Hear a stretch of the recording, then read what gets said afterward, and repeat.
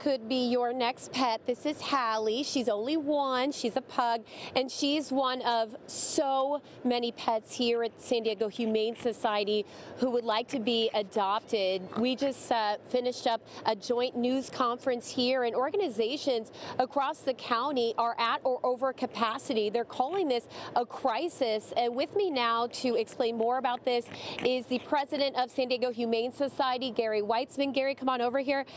So you mentioned some startling statistics earlier. Tell us what the situation is like here. Yeah, we've never seen numbers of dogs like we have now. The last 3 years, those numbers have almost doubled since 2022. So right now we're dealing with overcapacity on dogs, on small pets. We're just really calling out for the public to help us by fostering, adopting, and definitely spay neuter your own pets. We've got plenty ourselves. We want to actually stop that right where it starts. But right now, adopting and fostering would be the most helpful to all of us. How much have the numbers grown, if you have any numbers at the top of your head, just within the last few months or comparable to previous years? Yeah, just in dogs alone, we've gone through our slow time, which is the winter, at just about, oh, here we go. They get heavy, don't they? Yeah. at just about 600 or 700 dogs a day just here at San Diego Humane Society. Total for the whole county in shelters, we have about 45,000 animals a year. The dog numbers are about double what they've ever been before. We're at 150% capacity, even 200 capacity on dogs. That's the real critical point for us. And why are so many pets coming in right now? Yeah, we think there's a lot of reasons. One, the cost of medical care and of pet care alone is higher than it's ever been.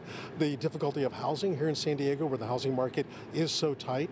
We really want to appeal to the compassion of landlords to allow people to have pets in their apartments. That would help tremendously. And then lastly, spay and neuter. There hasn't been a lot of spay and neuter opportunity since COVID, and now we're starting to get all that back.